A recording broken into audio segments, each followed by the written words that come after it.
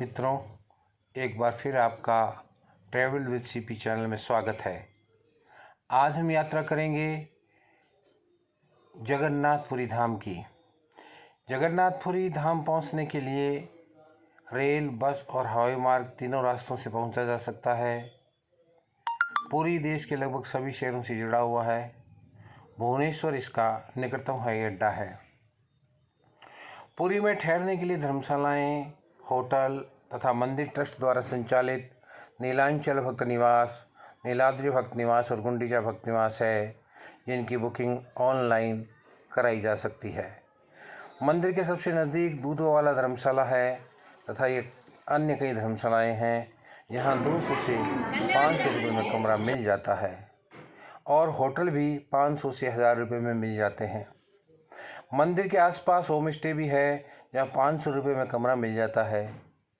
आप अगर पहली बार जाएं तो होटल या धर्मशाला की बुकिंग कराकर जाएं, क्योंकि टैक्सी आपको मंदिर से 1 किलोमीटर पहले ही उतार देगी। वहां से सामान लेकर जाना बड़ा मुश्किल हो सकता है। अगर आपके पास सामान ज़्यादा नहीं है तो आप अपनी पसंद की धर्मशाला, होटल आदि चुन सकते हैं, लेकिन ये आप पर निर्भर करता है, इस पर निर्भर करता है कि आप किस समय जा रहे हैं। आषाढ़ में वहाँ भारी भीड़ होती है। पुरी जाने का सबसे सही समय, सर्वोत्तम समय नवंबर से जनवरी तक का है।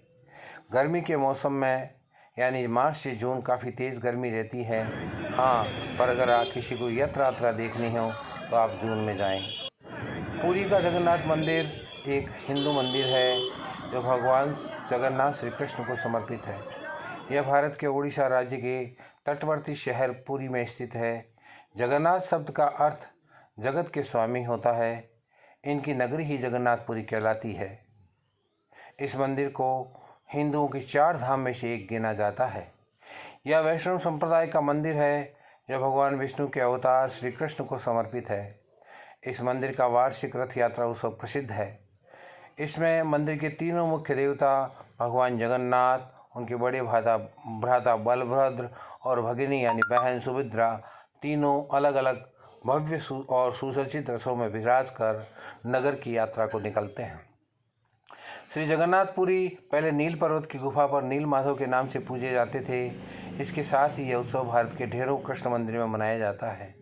यह यात्रा निकाली जाती है। यह मंदिर वैष्णव परंपराओं और संत रामानंद से जुड़ा हुआ है। यह गौड़ीय वैष्णव संप्रदाय के लिए खास महत्व रखता है। इस पंथ के संस्थापक चैतन्य महाप्रभु भगवान की ओर आकर्षित हुए थे और कई वर्षों तक पुरी में रहे थे। इस मंदिर के उद्गम से जुड़ी परंपरागत कथा के अनुसार भगवान जगन्नाथ की इंद्रनील या नीलमणि से निर्मित मूल मूर्ति एक अगुरु वृक्ष के नीचे मिली थी। यह इतनी चकाचौंध करने वाली थी, मालवा नरेश इंद्रधुम्न को स्वप्न में यही मूर्ति दिखाई दी थी।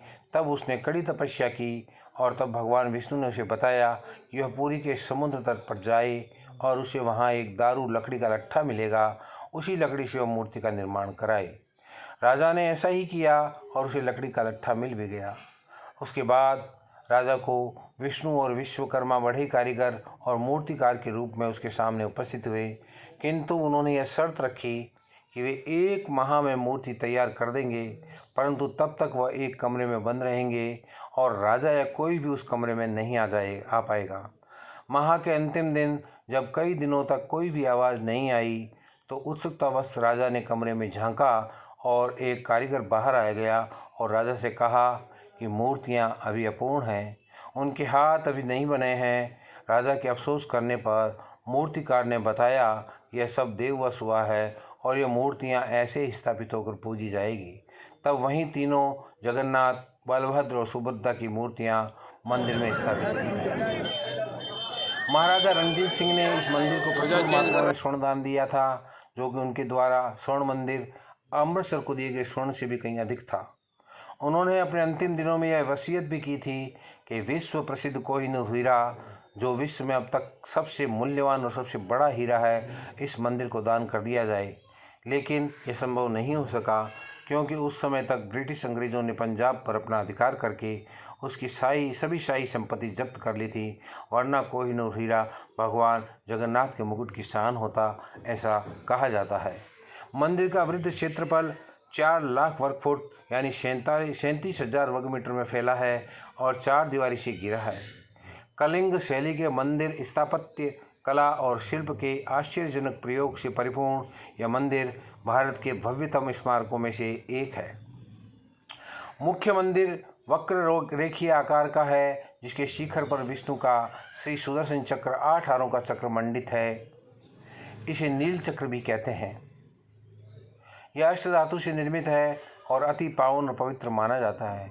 मंदिर का मुख्य ढांचा एक 214 फीट 65 मीटर यानी 65 मीटर ऊंचे पाषाण समुद्र पर बना है। इसके भीतर आंतरिक गर्भगृह में मुख्य देवताओं की मूर्तियां स्थापित हैं। यह भाग इसे घेरे हुए अन्य भागों की अपेक्षा अधिक वर्चस्व वाला है। इससे लगे घेरदार मंदिर की पिरामिडाकार छत और लगे हुए मंडप अट्टालिका रूपी मुख्य मंदिर के निकट होते हुए ऊंचे होते गए हैं। यह एक पर्वत को घेरे हुए अन्य छोटे पहाड़ियों और फिर छोटे टीलों के समूह में बनी हुई है।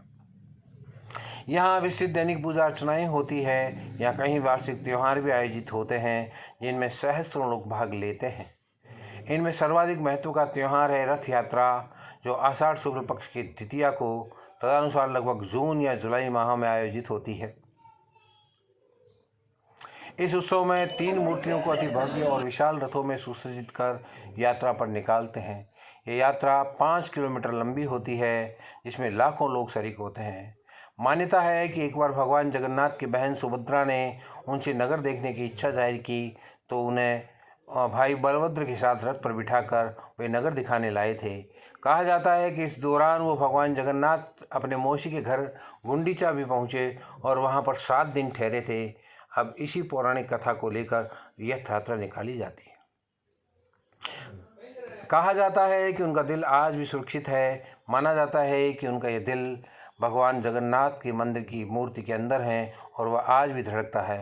हर 12 साल बाद जगन्नाथ मंदिर में भगवान जगन्नाथ, बलभद्र और उनकी बहन सुभद्रा की मूर्ति को बदला जाता है।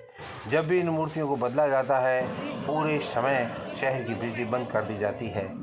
7 बर्तनों में सबसे ऊपर वाले बर्तन में पहला पकता है प्रसाद। इस मंदिर की विशेषता यह है कि इस मंदिर की रसोई जहाँ भक्तों के लिए प्रसाद बनाया जाता है, वो भी चमत्कारिक है। यहाँ प्रसाद पकाने के लिए 7 बर्तन एक दूसरे के ऊपर रखे जाते हैं, लेकिन हैरानी की बात यह है कि सबसे ऊपर रखे बर्तन में सबसे पहले भोजन पकता है, फिर नीचे की तरफ एक के बाद एक रखे बर्तन में पकता जाता है, जबकि सबसे नीचे वाले बर्तन में रखा हुआ प्रसाद सबसे पहले पकना चाहिए ना। यह बहुत रहस्यमयी। इसके अलावा यह भी कहा जाता है यहाँ पकने वाला प्रसाद कभी कम नहीं होता, चाहे 10,000 20,000 श्रद्धालु हो या फिर लाखों में आए, कभी भोजन प्रसाद नहीं पड़ता। पुरी में ही गोवर्धन मठ है, जहाँ पुरी के शंकराचार्य निवास करते हैं। पुरी के समुद्र तट और मंदिर के बीच में स्थित है गोवर्धन मठ, जहाँ स्वामी पुरी के शंकराचार्य रहते हैं और यहाँ मंदिर बना हुआ है। ये पुरी का गोवर्धन मठ है।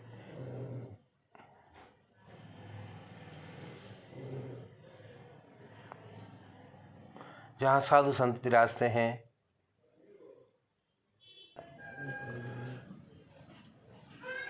वृक्ष है और ये मंदिर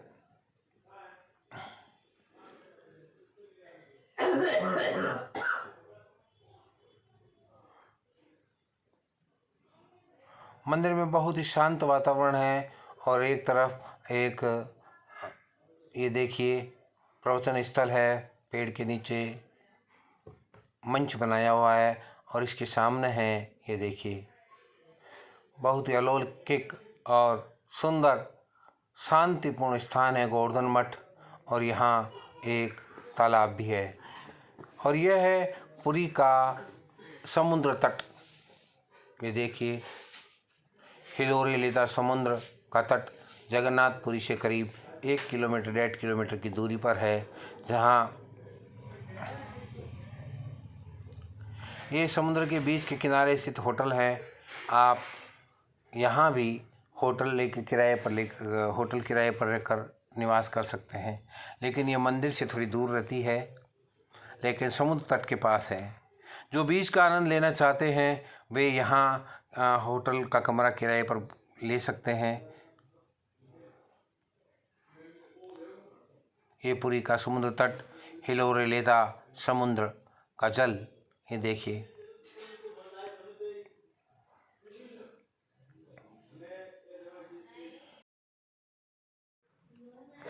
और ये है भगवान की मौसी का घर, जहाँ भगवान रथ यात्रा में विराज कर आते हैं।